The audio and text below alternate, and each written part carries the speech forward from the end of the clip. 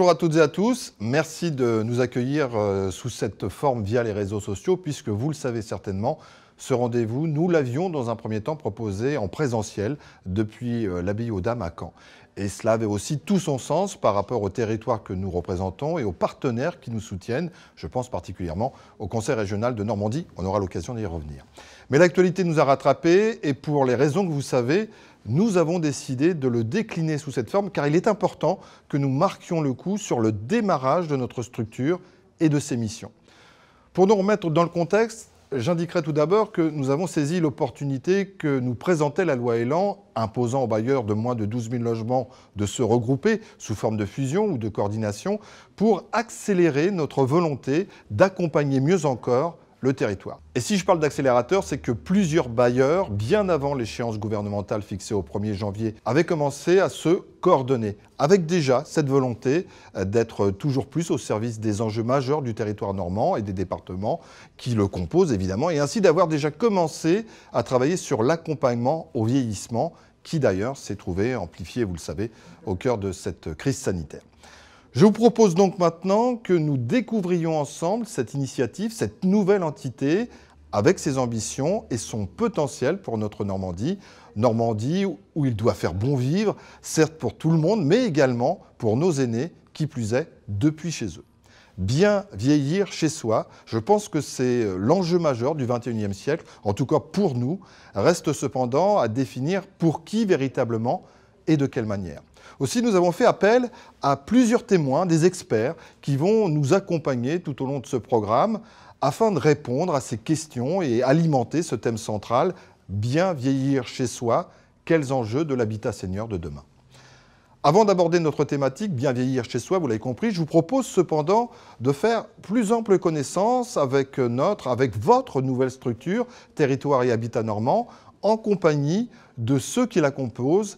Et c'est sans plus attendre que je vous propose d'accueillir maintenant Jean-Hugues Bonamy, le président du conseil de surveillance de THN, également vice-président du conseil départemental de l'Eure et président de Siloge.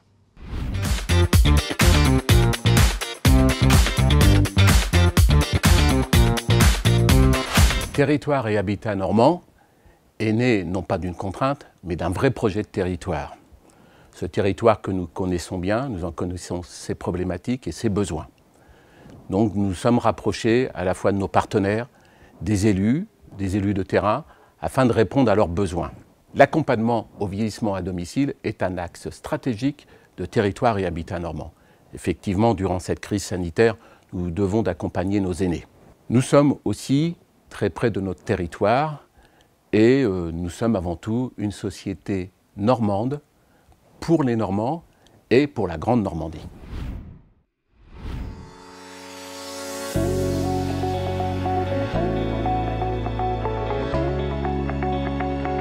Territoire et Habitat Normand est né d'une ambition partagée, celle de dessiner un projet d'avenir pour la région Normandie en matière d'accompagnement social par l'immobilier et l'habitat. Soutenu par la Caisse d'épargne de Normandie, Territoire et Habitat Normand est constitué de sociétés du logement social et de l'immobilier d'intérêt général, toutes sociétalement engagées et ancrées localement. Territoire et Habitat Normand est la première société de coordination normande. Elle est la plus importante unité de logements sociaux et un acteur économique majeur de Normandie. Sa mission est d'accompagner les collectivités locales dans l'élaboration et la mise en œuvre des politiques locales. Son ambition, répondre encore mieux aux défis de l'habitat social et aux enjeux territoriaux de demain. Cela passe par des centres de décision au plus près des besoins du territoire et une dynamique d'innovation permanente au service de ses habitants. C'est là sa raison d'être. Territoire et Habitat Normand se positionne comme un véritable outil résolument normand et volontairement agile au service des enjeux majeurs du territoire et de ses habitants. En premier lieu, l'accompagnement du vieillissement et du handicap en favorisant les conditions du maintien à domicile et la solidarité intergénérationnelle. Par ailleurs, la redynamisation des cœurs de ville en développant une offre adaptée aux attentes et besoins d'aujourd'hui. Enfin, l'accession sociale à la propriété et la promotion immobilière en développant une offre combinant maîtrise des coûts et qualité durable. Cette expertise est le fruit d'un engagement volontariste et collectif de ses membres en faveur d'un habitat et de services associés de qualité. À travers les synergies engagées entre ses membres, Territoire et Habitat Normand disposent de compétences techniques, de moyens humains et de capacités d'investissement accrues. Ces forces et expertises permettent d'apporter une plus-value socio-économique au territoire normand. Territoire et Habitat Normand, une ambition normande au service du territoire et de ses habitants.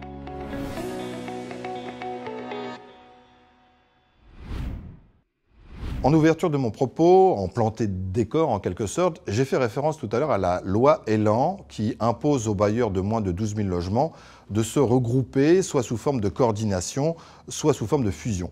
Or, c'est le mode coordination qui a été retenu pour la création de THN. Pourquoi ? C'est la question que nous avons posée à Peggy Habert, membre du directoire et directrice générale de la SAHLM, Société immobilière du logement de l'Eure, Siloge. La mission de Territoire et Habitat Normand, c'est d'accompagner les collectivités locales dans la définition et la mise en œuvre de leur politique publique. Notre ambition, c'est donc demain de répondre encore mieux aux défis de l'habitat social et aux enjeux territoriaux de demain. À notre sens, du coup, ça passe d'une part par des centres de décision autonomes, agiles, qui agissent en grande proximité avec le territoire, et en même temps avec une dynamique d'innovation permanente au service des collectivités et des habitants. Notre société de coordination donc, porte l'engagement volontariste et collectif des sociétés membres qui la composent dans la transition énergétique du patrimoine, dans le développement durable du territoire, tout ça dans l'innovation, pour la qualité de service de nos locataires. Annie Offray, en qualité de membre du conseil de surveillance de THN et directrice générale déléguée des foyers normands dans le Calvados, vous propose maintenant de mieux appréhender les conséquences et évidemment les bénéfices que le territoire normand et ses départements pourront tirer de cette nouvelle structure. Notre volonté est de nous positionner sur l'économie circulaire en réinvestissant tout le fruit de notre activité créée en Normandie sur le territoire. Pour reprendre la fameuse maxime, seul on va plus vite, ensemble on va plus loin, et pour ne pas confondre non plus vitesse et précipitation, nous avons demandé à Christelle Roussel, membre du directoire et directrice générale de la SAHLM logée à l'immobilière en Seine-Maritime, comment capitaliser sur l'expertise des différentes structures composant Territoire et Habitat Normand. Territoire et Habitat Normand se veut être un acteur majeur sur ce territoire. Notre dimension nous permet en effet de mettre à disposition de nombreuses compétences dans divers domaines, que ce soit des domaines financiers, des domaines techniques, des domaines humains. Et dans ce cadre, nous avons une capacité d'investissement importante sur les territoires. Donc sur l'ensemble de ces axes, les effets attendus de Territoire et Habitat Normand sont en effet d'être plus efficaces collectivement que individuellement, chacun sur nos propres territoires. Et pour apporter déjà quelques éléments d'explication sur la problématique qui nous intéresse aujourd'hui, bien vieillir chez soi, et sur les solutions apportées par Territoire et Habitat Normand, je propose d'écouter Laurence Coupé, c'est la directrice générale déléguée des cités cherbourgeoises, c'est dans la Manche. Territoire et Habitat Normand s'est doté d'un plan stratégique très ambitieux avec la mise à disposition d'une offre très diversifiée à destination des seniors, de l'appartement classique à la résidence autonomie, en passant par l'EHPAD et à l'offre senior que nous sommes en train de mettre en place actuellement et qui prévoit d'ici 2030 la mise à disposition de 8000 logements pour ce public. Avant de retrouver nos témoins experts, je vous propose de nous nourrir de l'analyse du président de la région Normandie, Hervé Morin, qui, sans dévoiler ses propos bien sûr, accueille très favorablement cette nouvelle société de coordination. La preuve. Que Territoire et Habitat Normand, avec ces 7 organismes de logement dans 4 départements, décident de s'engager dans cette histoire-là, c'est extrêmement important, et c'est non seulement important, mais c'est d'abord simplement un geste qui est une politique qui s'adresse aux hommes et aux femmes, qui est, j'allais dire, un geste d'humanité, appelons ça comme ça. Plus on a des acteurs engagés sur le territoire, plus ce que nous essayons de faire sera concrètement perçue par nos compatriotes. Je pense que l'année 2021 va plutôt être super compliquée encore, donc leur énergie, elle va nous être utile pour pouvoir passer les prochains mois.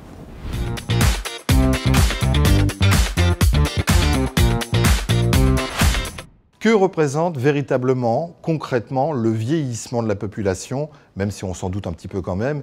Il s'agit de vieillir plus longtemps et logiquement en meilleure santé, et que différents critères vont venir en ligne de compte sur ces enjeux qui touchent l'intergénération. C'est donc par cette question que nous souhaitons ouvrir cette séquence avant même de téléporter cette même question au niveau local, territorial. Aussi, pour se planter de décor, avons-nous pensé à faire intervenir Serge Guérin en tant que sociologue de la seniorisation et professeur à l'INSEC Grandes Écoles. Bien nous en a pris, tant ce planter de décor qu'il nous propose est fluide, interpellatif également et transcende les réponses qu'en tant que bailleur, on a envie, on se doit de proposer. Vieillir, c'est quoi? Et utilise-t-on d'ailleurs les bons termes quand on parle de vieillissement? Très souvent, ce type de sujet qu'on n'a pas envie d'aborder à titre personnel, c'est souvent les autres qui vous y renvoient. Mais plus largement, si on ne disait pas vieillissement, mais si on disait avancée en âge, si on disait progression vers de l'âge, si on disait allongement, le mot serait beaucoup moins violent. Et en fin de compte, ça dit la même chose. Vieillir, c'est aussi apprendre, c'est aussi évoluer, c'est aussi souvent progresser, c'est aussi avoir une somme d'expériences, positives ou négatives. C'est expérimenter la vie, expérimenter ses choix, expérimenter ses non-choix, expérimenter ses non-expériences. Et pour certains, vieillir, c'est commencer à rassir d'une certaine manière, à se mettre dans le coin, à se sécuriser. Pour d'autres, vieillir, c'est se dire, mais j'ai encore des possibilités, ou j'ai appris suffisamment aussi de la vie pour me dire, j'ai envie de faire telle ou telle chose, j'ai envie de prendre tel ou tel risque.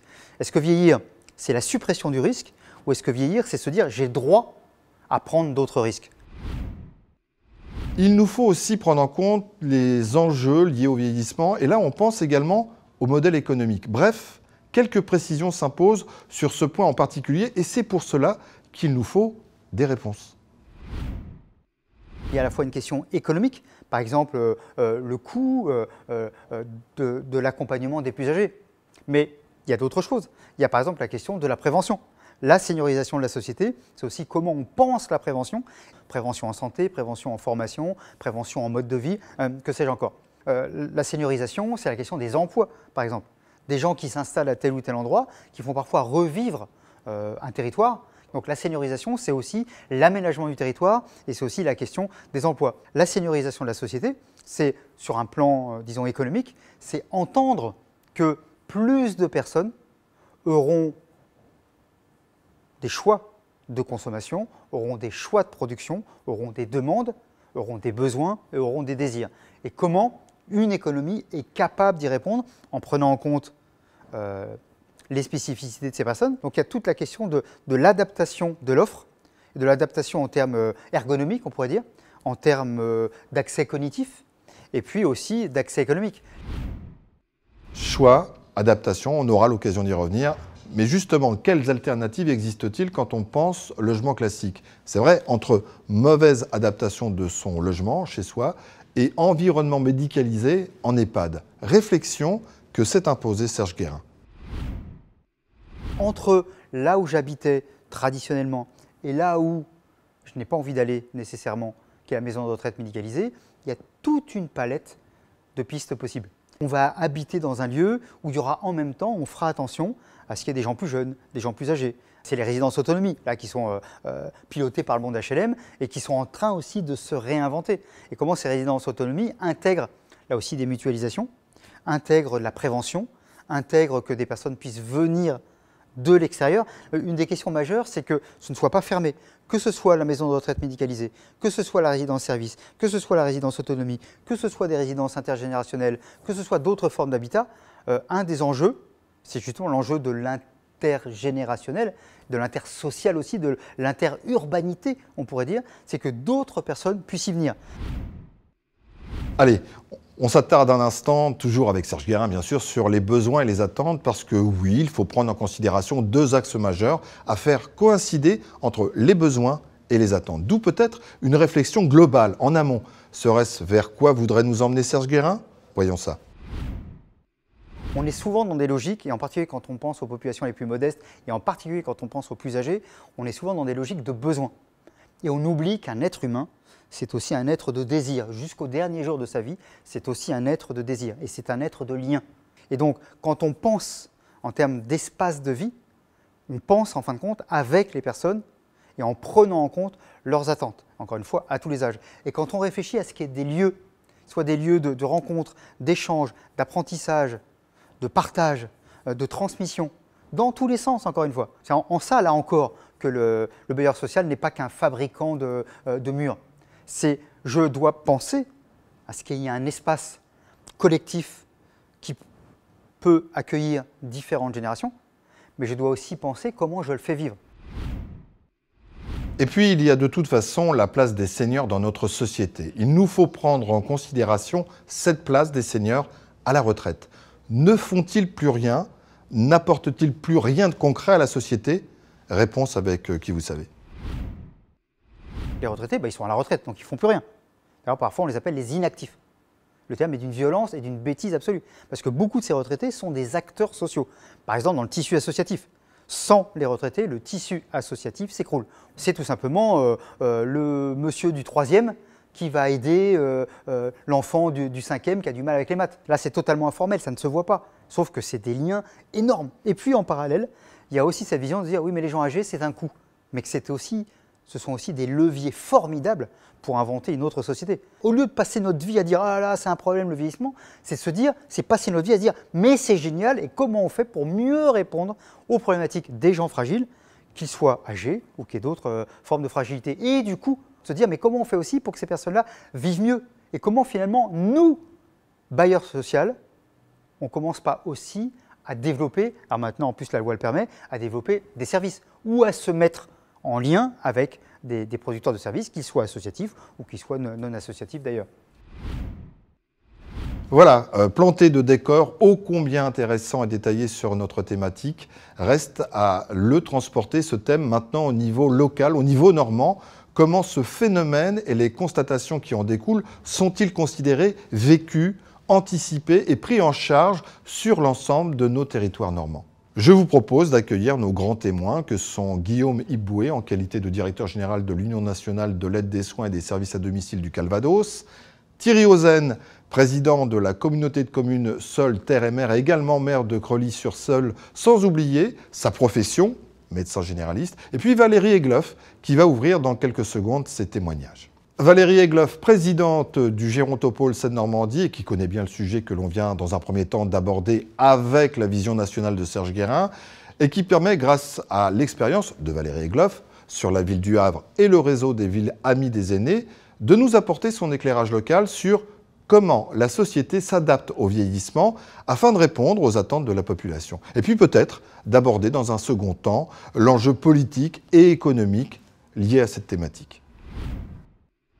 Aujourd'hui, on constate effectivement que la région Normandie garde une population à peu près stable en termes de nombre, mais par contre avec une différence de rapport dans les générations. Les plus jeunes, pour des raisons de formation, pour des raisons de recherche d'emploi, quittent la Normandie, souvent pour des régions assez proches comme l'Île-de-France. Et par contre, la Normandie voit arriver une nouvelle population de retraités de différentes régions, là aussi souvent d'Île-de-France, mais pas que, de retraités qui choisissent la Normandie pour sa qualité de vie, pour son climat assez tempéré, pour sa gastronomie, pour son tourisme de mémoire. Et donc, depuis quelques années, on voit effectivement le nombre des plus de 60 ans augmenter. Aujourd'hui, en Normandie, c'est 26% de la population qui a plus de 60 ans, soit 3% de plus que la moyenne nationale. Et on sait que dans les 10 ans qui viennent, cette tendance va encore augmenter. Aujourd'hui, cette population âgée va plutôt s'installer sur la partie littorale, et en particulier, les départements du Calvados et de la Manche sont très attractifs. Si on prend en considération la spécificité de notre région, est-ce que l'on peut avancer des avantages, mais également des inconvénients, lorsqu'on évoque le vieillissement de la population et l'allongement de la durée de vie? Réponse de Valérie Egloff. Alors moi j'ai tendance à dire que vieillir c'est plutôt un avantage, c'est plutôt une chance. Ça veut dire aussi que nos conditions de vie depuis des dizaines d'années, la prévention des maladies invalidantes s'est améliorée, ce qui permet à chacun d'entre nous d'espérer vivre plus longtemps. Parce que vieillir c'est d'abord vivre plus longtemps. Mais effectivement ça nécessite qu'on anticipe ce vieillissement de la population et qu'on l'envisage de manière globale.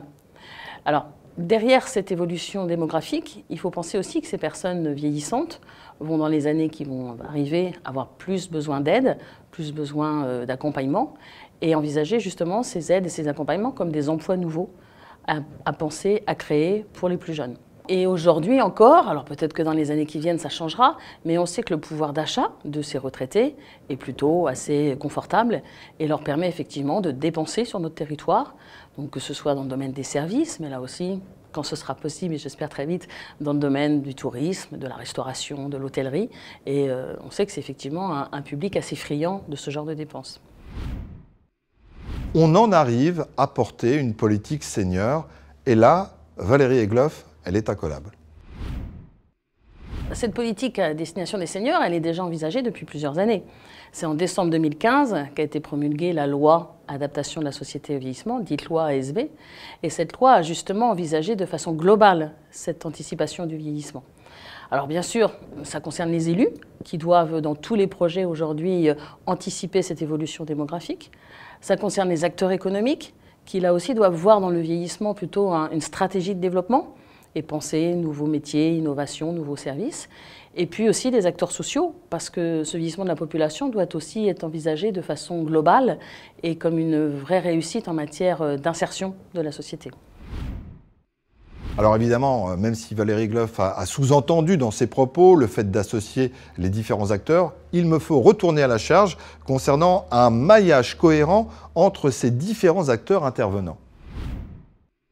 Qui se dit dans la loi adaptation de la société vieillissement, c'est ça, c'est que tous les acteurs sont concernés, quel que soit votre type d'activité, que vous soyez un acteur du logement, un acteur de santé, bien sûr, un acteur de la mobilité, mais c'est aussi valable pour tout ce qui est nutrition. Il faut aussi penser à l'alimentation de demain pour le vieillissement de la population, l'habillement, enfin vraiment tous les secteurs de la vie quotidienne. Et c'est vraiment ça qui est important de faire comprendre aujourd'hui aux décideurs, aux acteurs économiques et sociaux, c'est que tout le monde est concerné par le vieillissement de la population. Et c'est donc important aussi en matière de formation, de penser aux plus jeunes et à leur faire comprendre que c'est aussi leur avenir de prendre en charge et en considération le vieillissement de la population. Innovante, innovation. Nous allons nous arrêter un instant sur ces termes et les associer à l'habitat, mais également au transport et aux services arrêt et précision avec Valérie Egloff. Notre volonté est plutôt de vieillir chez soi.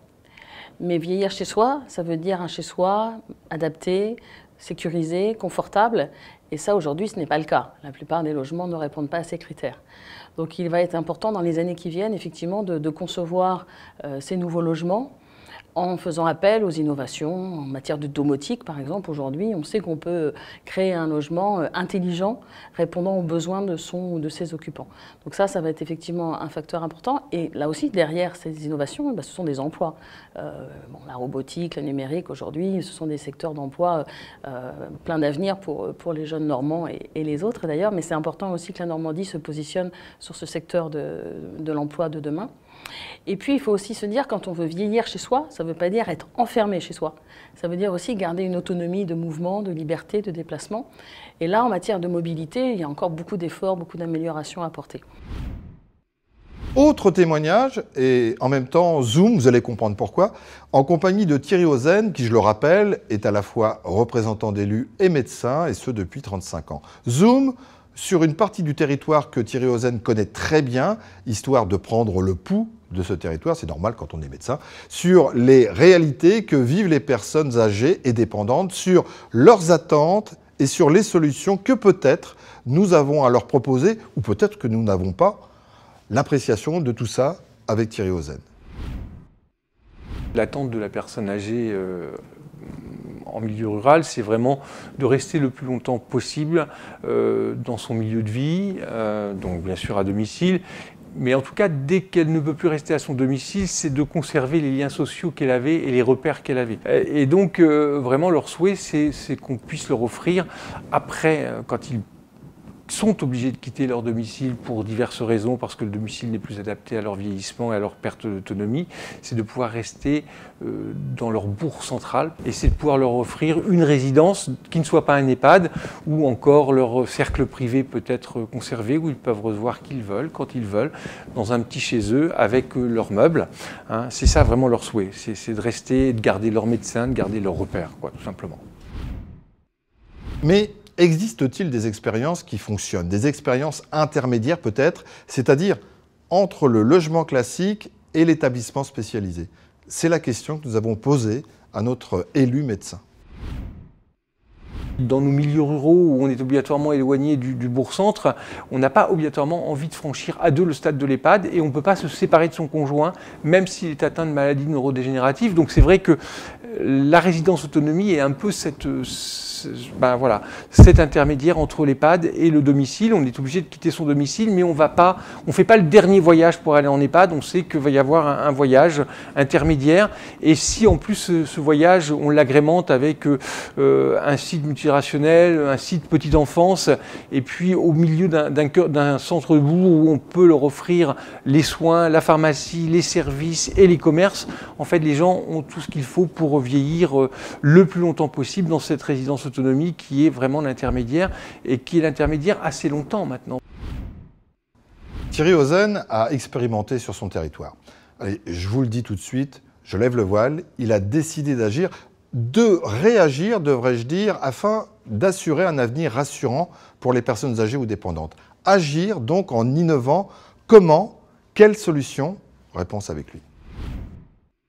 On a lancé une étude pour le maintien de la personne âgée à domicile et on voulait justement un petit peu dépasser cette résidence personne âgée autonomie et on voulait de cette résidence autonomie en faire plus un site multigénérationnel avec deux approches. D'une part une approche pour la petite enfance et d'autre part une approche pour la personne âgée en perte moyenne d'autonomie, en tout cas qui ne peut plus se maintenir à son domicile. Sur le plan de la personne âgée, c'est offrir des logements qui soient un peu mieux adaptés que ceux que l'on a aujourd'hui sur le territoire. Je pense que, en tout cas pour les décennies à venir, c'est vraiment l'avenir des bailleurs sociaux de nous aider, nous les communes, à monter des projets de ce type-là.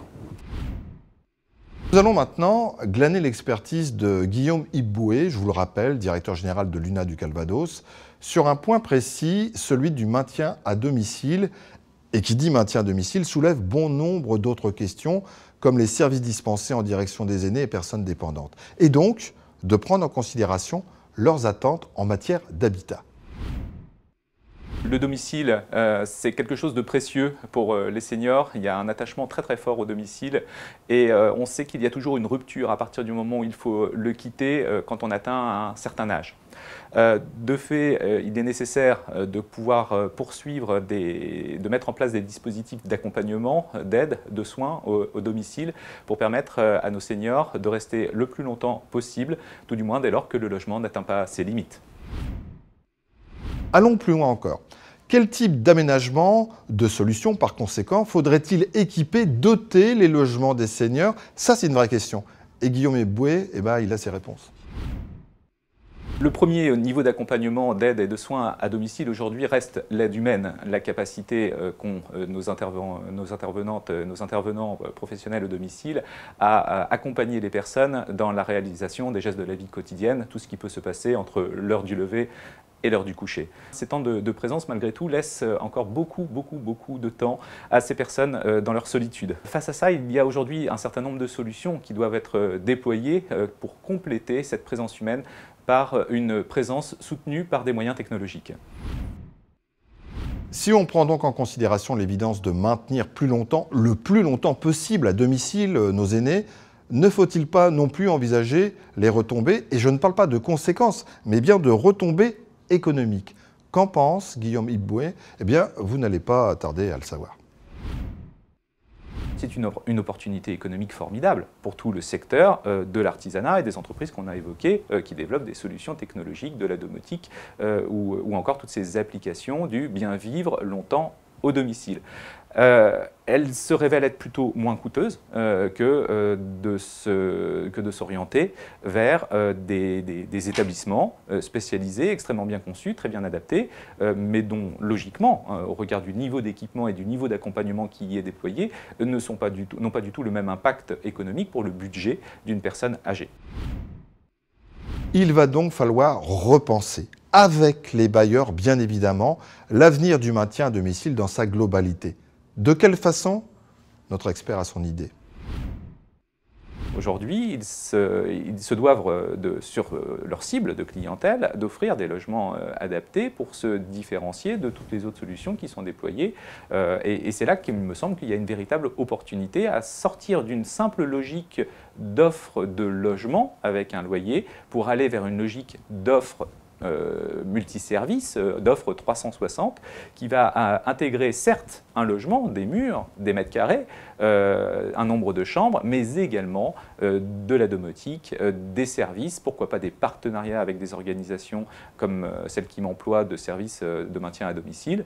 Eh bien, là, me semble-t-il, il y a une véritable montée en valeur ajoutée de l'offre des bailleurs sociaux.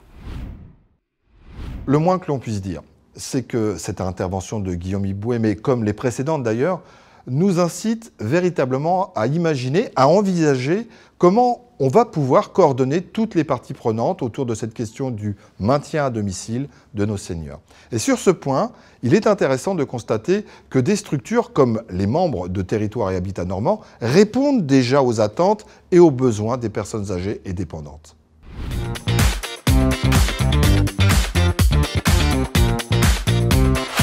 Évidemment, à travers cette nouvelle société de coordination, ensemble, ces bailleurs, ces 7 structures, ont décidé d'aller plus loin en répondant à cet enjeu majeur qu'est le maintien à domicile.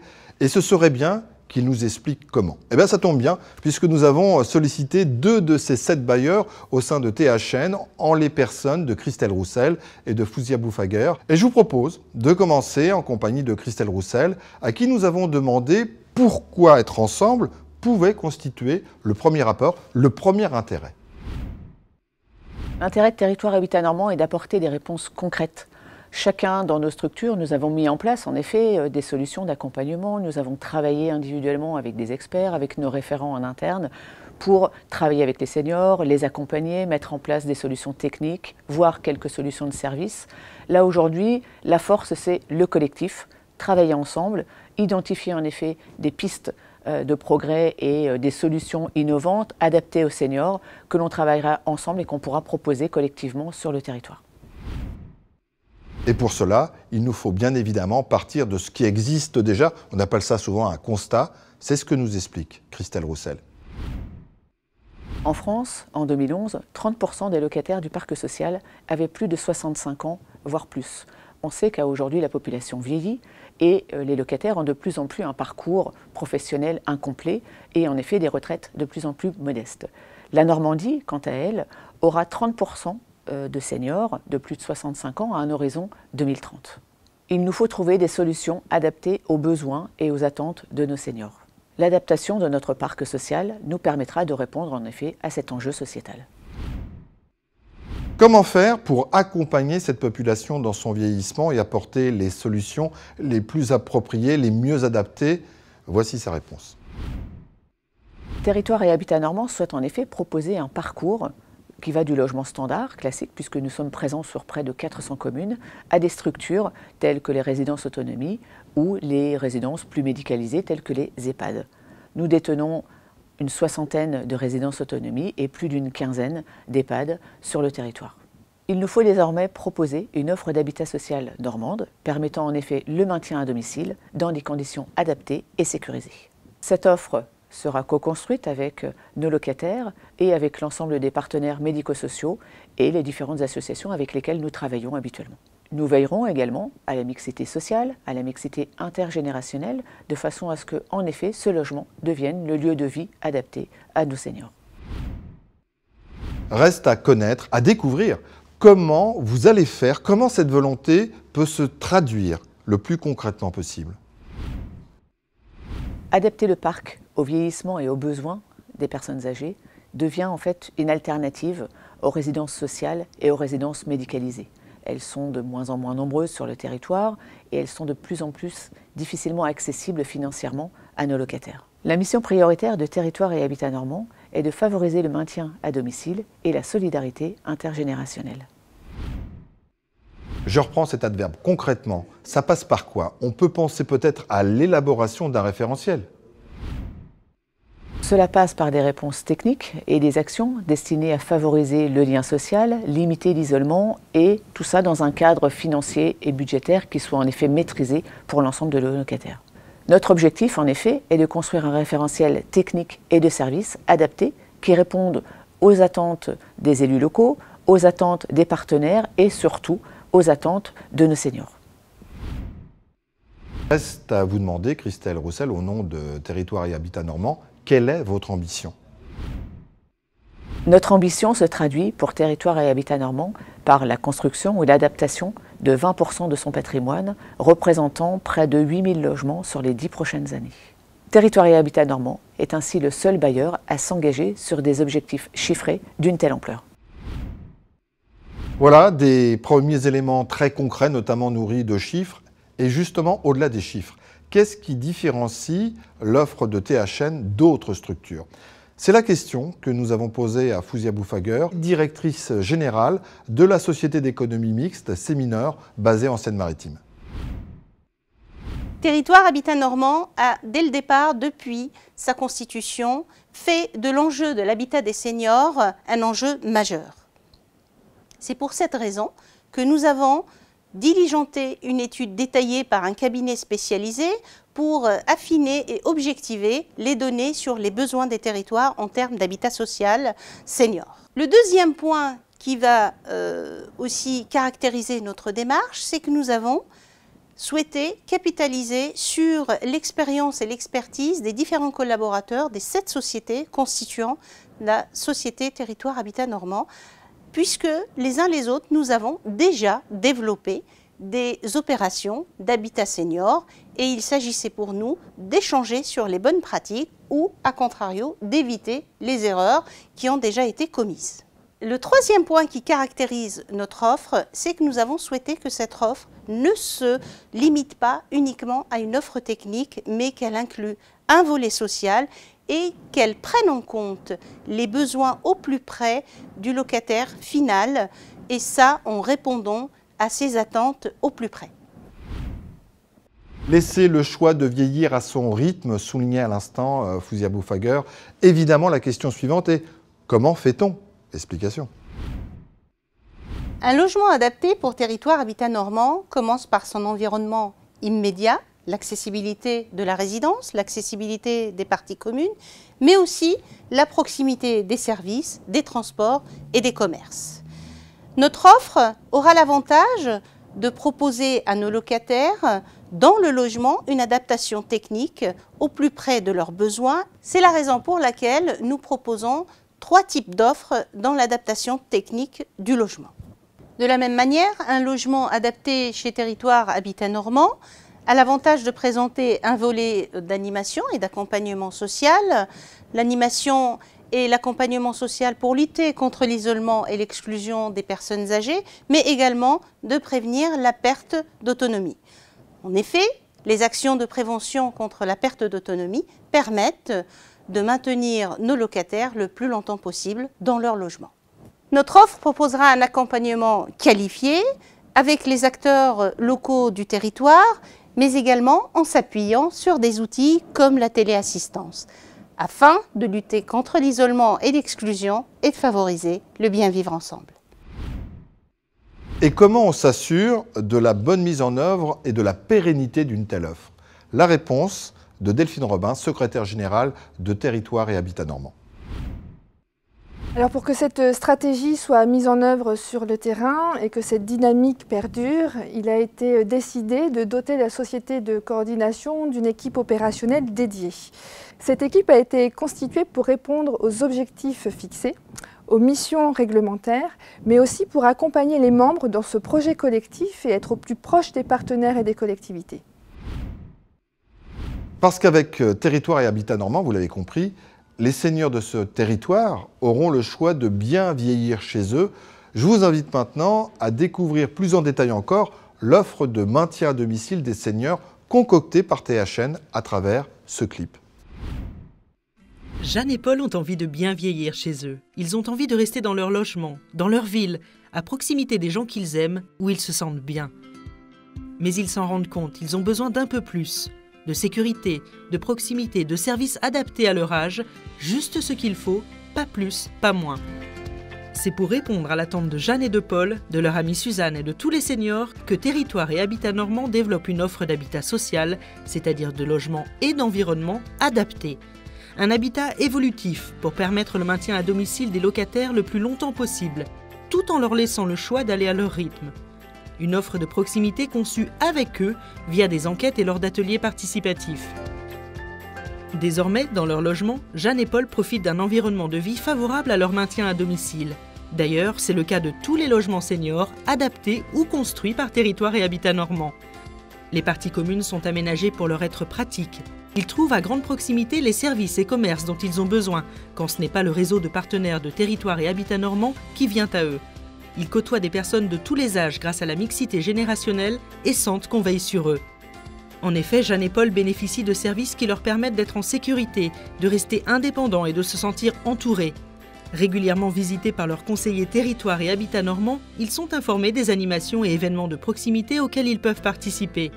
Et ils ne se font plus de soucis pour leur logement, des services sont proposés pour les petits travaux d'entretien. Ils sont sereins car ils savent qu'ils peuvent, s'ils le souhaitent, bénéficier de plus de services qui coûtent peu mais qui changent la vie. Mais le plus important, c'est que le logement de Jeanne et Paul peut évoluer en fonction de leurs besoins.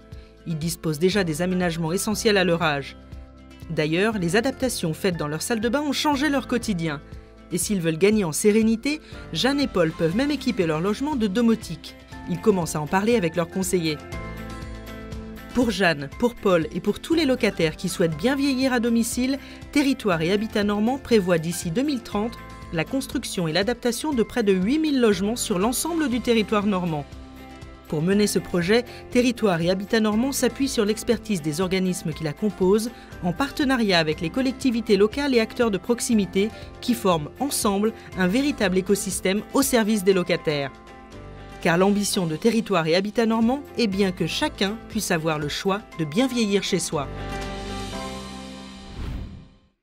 Vous avez peut-être constaté que nous n'avons ni évoqué la redynamisation des cœurs de ville, sujet ô combien important et primordial pour nos élus, ni l'accession sociale à la propriété, car nous proposons d'y revenir comme thématique principale, centrale, lors d'une prochaine émission.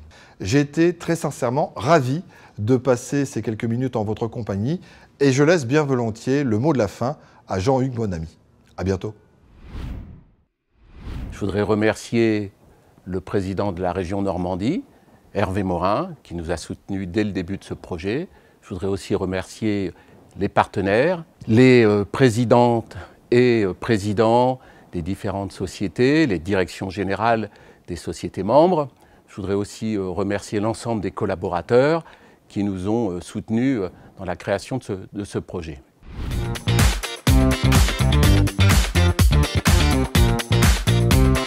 La redynamisation des cœurs de ville est un sujet qui est au cœur de l'actualité et qui préoccupe nos élus.